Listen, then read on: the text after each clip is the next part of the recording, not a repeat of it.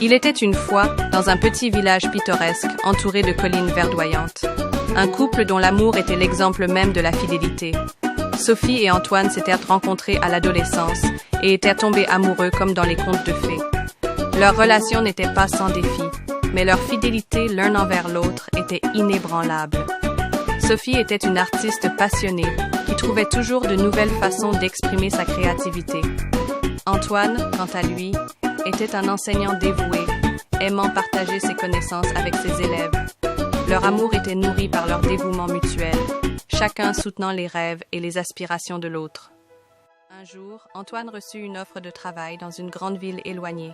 C'était une opportunité incroyable, mais cela signifiait quitter le village et être loin de Sophie pendant une longue période.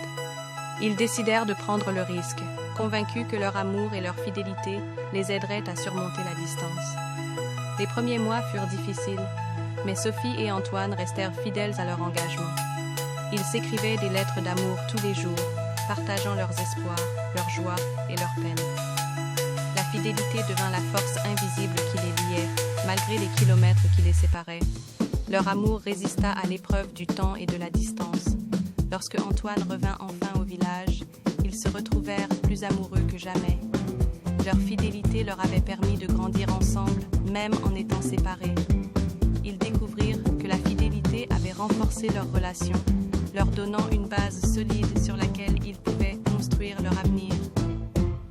Sophie et Antoine finirent par se marier et fondèrent une famille. Leur histoire devint une source d'inspiration pour tous ceux qui les entouraient. Leur fidélité était un rappel que l'amour véritable demande de la patience, de la confiance et un engagement inébranlable. En fin de compte, la fidélité dans l'amour n'était pas seulement une vertu, mais une force transformatrice.